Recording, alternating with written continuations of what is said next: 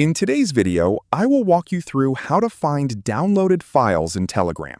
First up, where does Telegram put your stuff by default?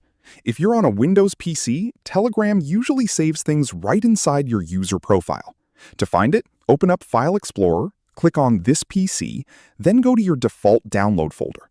From there, you'll find a Telegram desktop folder.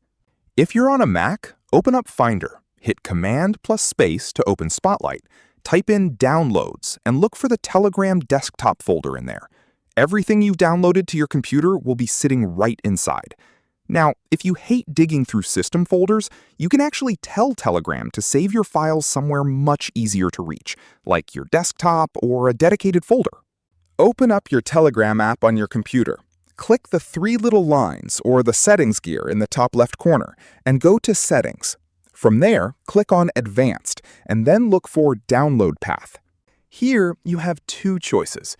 You can select Telegram folder in System, meaning every time you save a file, it will go directly to default download folder in Windows. Or you can click Custom Folder and pick a permanent spot, like a folder right on your desktop. Trust me, changing this one setting will save you so much time.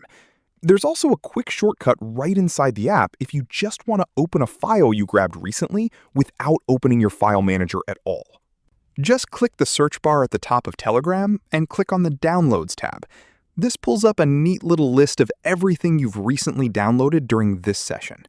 If you hover your mouse over any of those files and right-click, you can select Show in Folder, and your computer will instantly pop open the exact directory where that file lives. And that is it. No more guessing games with your computer storage. If this made your life a little easier, make sure to leave a like, subscribe for more tech tips, and drop a comment if you have any other app questions. See you next time.